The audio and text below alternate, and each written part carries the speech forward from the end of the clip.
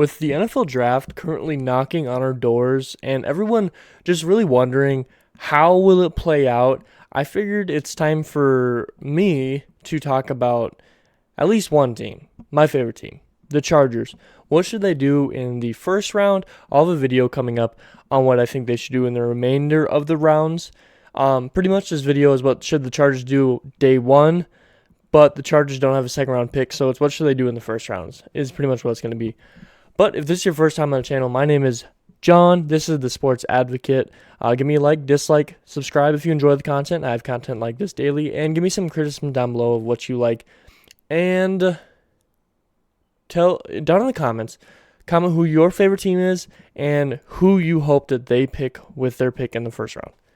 That's what we're going to do. So let's go ahead and get right into this. We're just doing Chargers, first day, first round, kind of how things will play out. I'm going to do the top prospects that I personally want, and I'd assume most Chargers fans want on the team. I'm sure everyone's heard so much information about these players and every single thing. So here's how it's going to work. Okay, I'm not going to be covering their stats because I think college stats don't transfer very well to NFL stats for most players. Sometimes they do with like wide receivers, nice voice, wide receivers and quarterbacks. Sometimes they do, but it's really tough to predict how statistics will transfer from college to the NFL. So I'm not going to be talking about that. I'm going to be talking about skill sets of the players, what they're good at, as expected, their pros, their cons, and then one thing that is slightly different than what you're probably seeing for most people is I ran a study, a scientific study, if you want to call it, on Pro Football Network, which is the draft site that I use personally. And what I did is I ran the draft a number of times, and I marked down how many times a certain player fell to pick number 17 in a draft. I marked it down, and then I did a percentage of it. And I'm going to tell you straight up, I did 15 test runs, strictly test runs, and then I did some normal drafts. I didn't do notes on those, but I did 15 test runs. It's still a pretty small sample size, but it's enough to kind of gather some sort of information. And with that being said, I mean, these websites aren't going to actually, we don't have a clue what's going to happen. These draft sites aren't going to be able to predict someone jumping into the top 10 from 18, 16 or something to go get a quarterback like the Saints may or something like that. But it gives us a decent kind of setup on what may happen. And who knows, someone might fall drastically. But we're going to go through my top 8 prospects with pick number 17. I figure 8. There's no reason to go more than 8. There's just no real reason. So I have one that would be amazing, but I don't think will happen. I got a few in the middle here that are a little more likely than happening, but I don't actually presume that it will occur. And then I have kind of expected in the middle there, what I expect to be there. And then lastly, I have 2 that are consistently almost always there at the pick, and you could argue the Chargers could draft or trade down and still draft these players. Okay, so let's get right into this. The only player that I have as I don't expect them to be there at all, but I have really high hopes because how good of a player they are. Maybe the Chargers draft or trade up to get him, but he did fall down to the Chargers pick one single time. That is Charles Cross, offensive tackle out of Mississippi State. He's the 3rd best tackle objectively, or the 2nd or 3rd. I don't think he's first. 2nd or 3rd best tackle in the entire draft. He's likely going to go top 10, top 12, but he did drop to 17 one time in my test run. Like I said, he's 3rd ranked, but if he somehow fell there at 17, any way that he somehow were to fall, because there are some weird obscurities that happen in the draft, he 100% is number 1. You have to take him if he's there. There's no reason that you pass up on him. There's no way he's there, if I'm being 100% honest. It happened 1 out of 15. That's 7%. But if he starts falling, I think he falls to 12 or anything like that, you're going to see someone jump up from behind the Chargers trade up and go get him. It's that simple. But my only con that I have for Charles Cross is he's going to be gone. That's my negative. But high hopes somehow we pull some miraculous stuff off. I have him here because it just so happened to happen once. Next up, somebody that is linked to the Chargers a lot, is very good, but the simulation just doesn't seem to agree that he's going to fall to the Chargers. 1 of 15, again, has a 7%. He's linked to the Chargers a lot in a lot of people's draft simulations, but he was consistently getting taken either one spot before with the Saints or with like the Vikings at like 12 or whatever they're at. Just he was constantly going before, but he had 1 in 15, 7% chance. Jordan Davis, defensive tackle out of Georgia. Everyone's heard so much about him. He's very, very good at running, at run stuffing, not running, at run stuffing. Really clogs that lane. He's able to pick up 2 offensive line and just hold down the double, and you can't have one leave just because his ability to get off because how big and strong he is. He's, like I said, he's extremely good at holding doubles and just really clogging the running lanes between the tackles. You almost force some outside zone runs and stuff like that if you have such a big man as that. And I think when he enters NFL, no matter what team he's on, he's going to be top 10, probably top 10 run stuffer in the entire league right away, unless he somehow gets injured. The biggest con, because there's a couple other ones that fall in this category that are also other ones, but the biggest one is his mobility, his change of direction, his ability to kind of chase down people. Obviously, when you're a D tackle, when you're nose tackle, that's not really expected of you, but I had to put it there because it is something. But again, you're a nose tackle, you're not really expected to do that. Like if he's running and he has a chance at quarterback and the quarterback quickly steps forward, he's probably going to run past him and then have to turn around and then get blocked again. So that's the only thing, but extremely good in the running lanes, which is exactly what the Chargers are hoping to do right now. Be a huge improvement at nose tackle and definitely the best run stuffer in the draft, in my opinion, for the nose tackle position. So high hopes for him, but 1 in 15, not super likely, but he has been linked to the Chargers a lot. Next up, personally, probably my favorite, even with the Chargers drafting Asante Samuel last year, I think bringing in another number 1 or number 2 cornerback to the team is very, very helpful. Could be a big help, and then maybe you shift down Davis to the 4, shift Asante into the slot, something like that. But I have Derek Stingley Jr., cornerback out of LSU. Every single time that he fell to 17, I drafted him. Every single time, without fail. He dropped 3 of 15 times. That was 20%. He's just the perfect model for any team for cornerback. He has size. He has length. He's quick. He's able to keep up with people. He's extremely athletic. He has burst potential. He can get off real quick. And honestly, the only con is he has only played 10 games in the past 2 years. So not super good news. And these past 2 years, when he's only played 10 games, he hasn't looked at his full potential as he was in 2019, 2018. But again, I think you bring him to a team in the NFL, he's going to be able to improve as long as he stays healthy. But you bring him to the Chargers with Derwin, with J.C. Jackson, with Coach Staley, they're going to find a way to make him work, and he will likely become an All-Pro if he were to come to this team. And like I said, I picked him every single time he fell. But again, 20%, not super high. Next up, another one that is at 20%, 3 of 15, we have Jameson Williams, wide receiver, Alabama, incredibly, incredibly fast. Early on in the drafting, like earlier on in the year, he was consistently falling a lot deeper because people didn't know when he was going to return from his injury. He tore his ACL. People didn't know when he was going to return from his injury, but now that we've seen him start running routes and stuff like that on Instagram, and I think he was even at his pro day, he has climbed his way back up to the point where sometimes he's going top 15. There's one single time that he went top 10, which I think was kind of weird, but I could see it.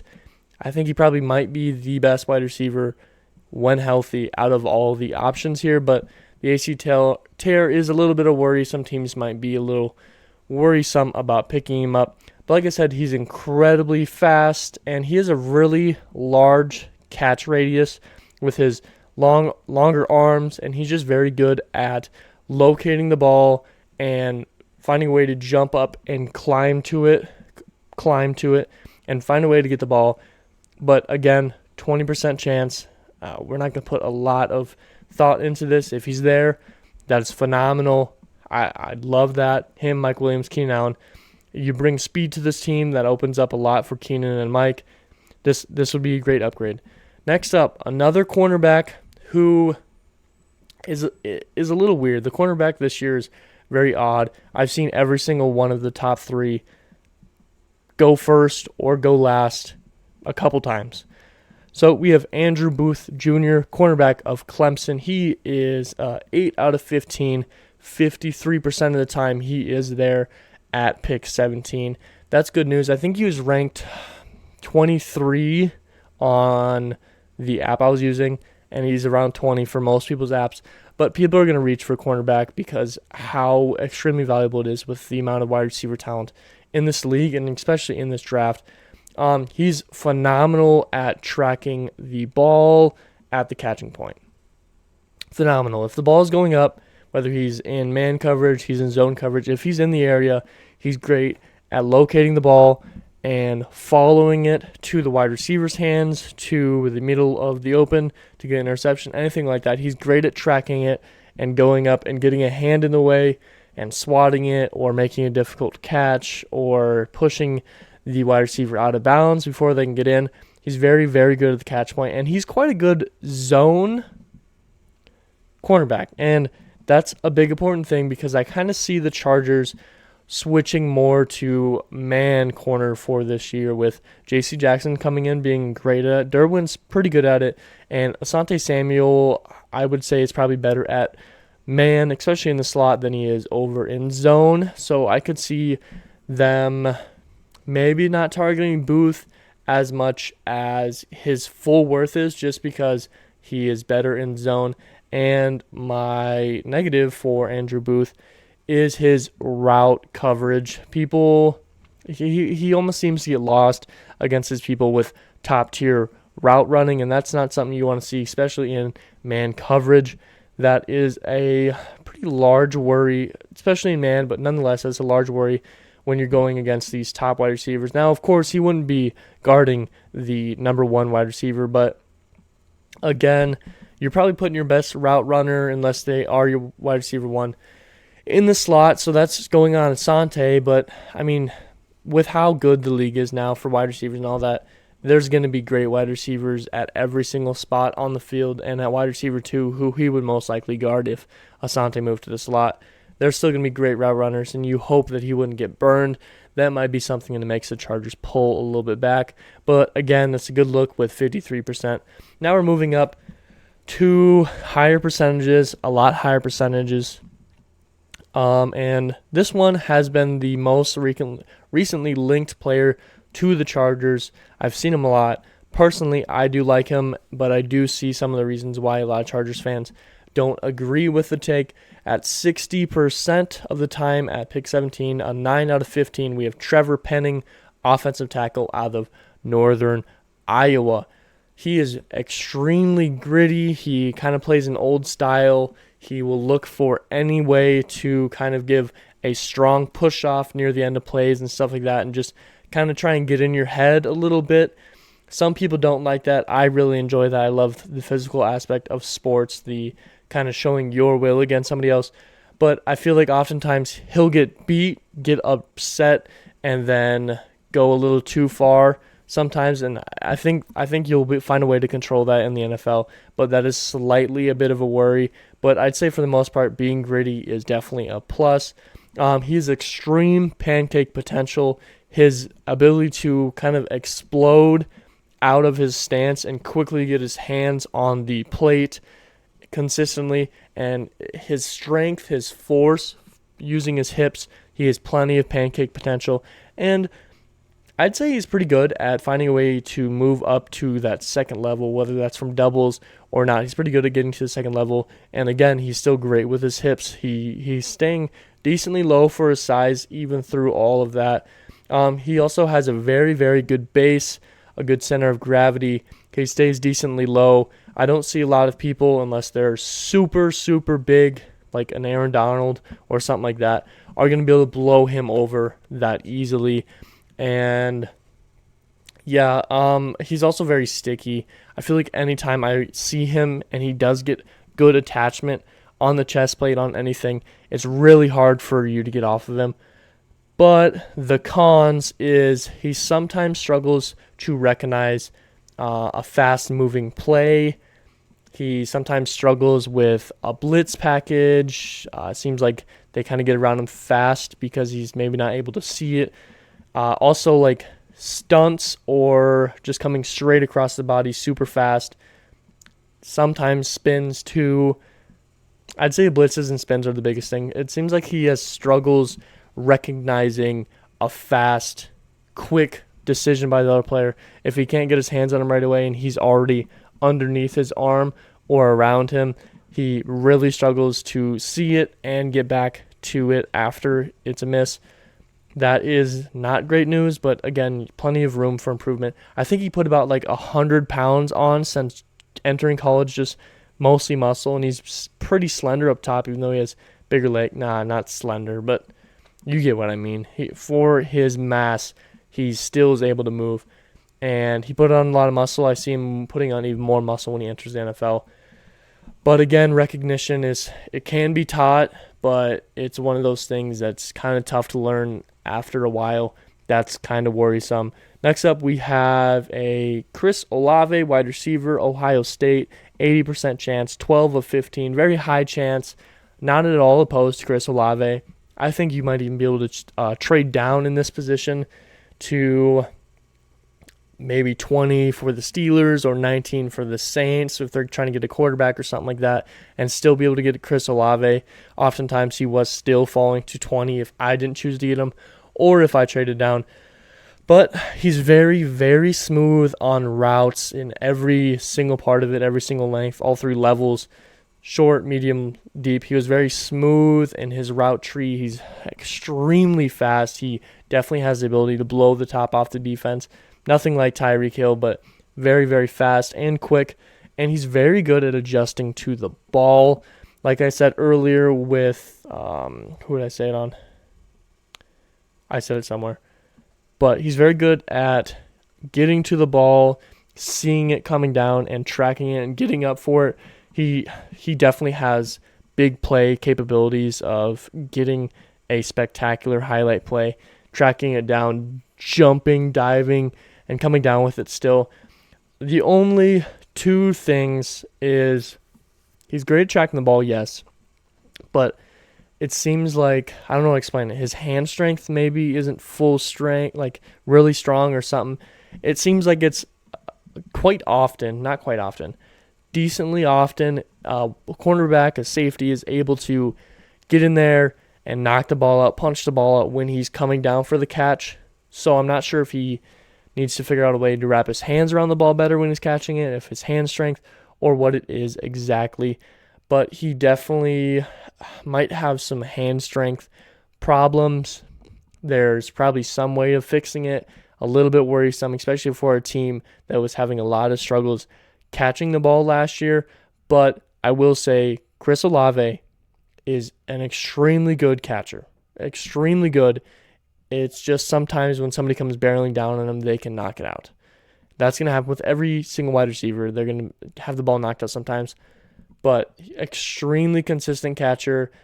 It was a little bit worrisome. There were some catches that I would watch where it's like he caught it. He should definitely have full control of this, and then it would get knocked out. And it was like, oh, that sucks.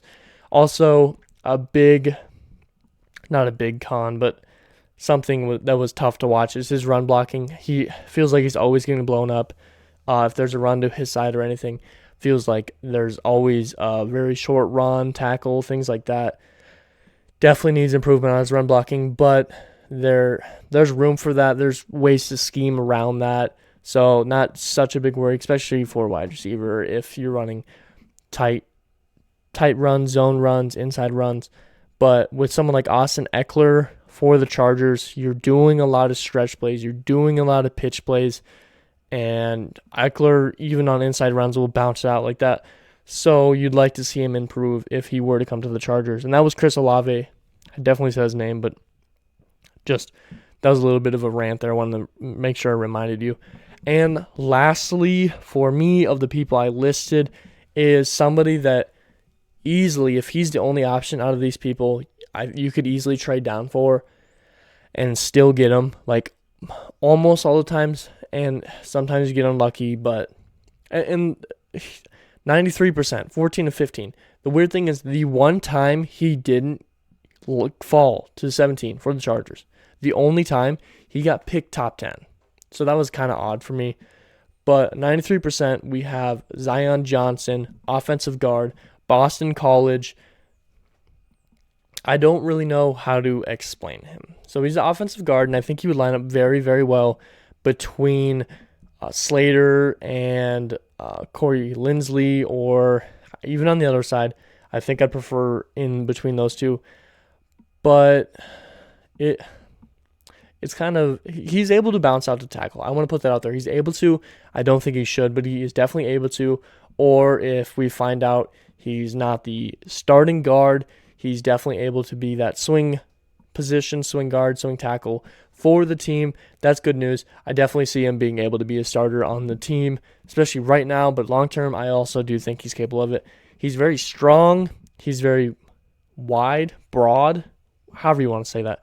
He definitely can get into people and just take control with his strength, even against these big D tackles. He'll get into them. He'll stick with them. I wouldn't say he's sticky, but he has a lot of strength that he can overpower even the best of them. He has a lot of pop, like really good with the hips, getting pop, getting contact. He seems very quick and fluid with the movement. He just hits them, and I mean, when you have a lot of pop and a lot of strength like Zion does, he pops, locks into them, and then once you've done that and you have enough strength, you're really holding them. We all know how O-line works. You're holding the whole time, but you don't get called for it. But you get into him, and he takes full control, and his strength is really, really powerful, and he's able to stay into him. And that's a lot of things that you like to see.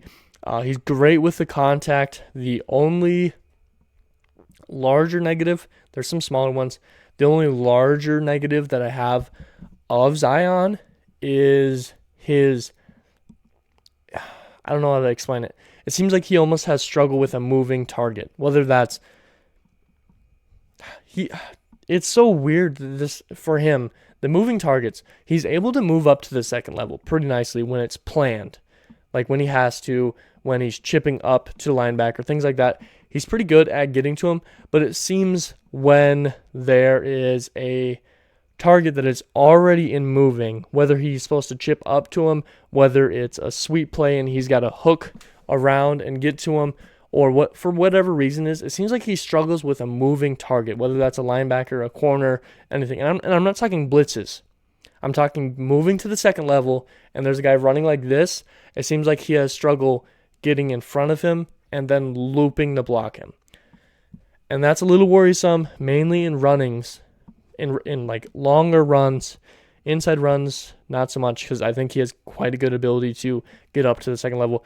But in those stretch runs, or if he loses his guy, and we've seen Herbert scramble out and he's got to go track him down and follow him, a little bit worrisome, but I think it's good. I think he'd still be a good pick, especially if you are able to trade back to a 19 or 20. What's another pick that might trade down? 23, I think, was one I saw. Is that Arizona? I think that might have been Arizona. So a lot of really good options. There's literally not a single guy on this list that I would say, if they are there, I don't want.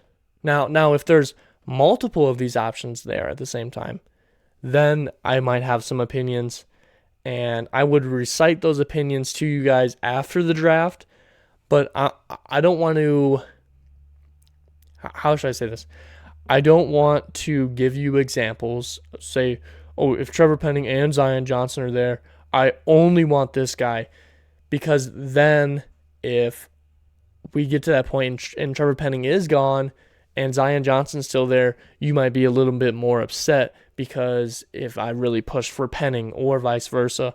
And again, if Booth is there and Stingley's both there and I really push for one guy over the other and he got picked one spot earlier, then you're really upset. Like, oh, they should have just traded up one spot or two spots so they could get him because this guy's so much better.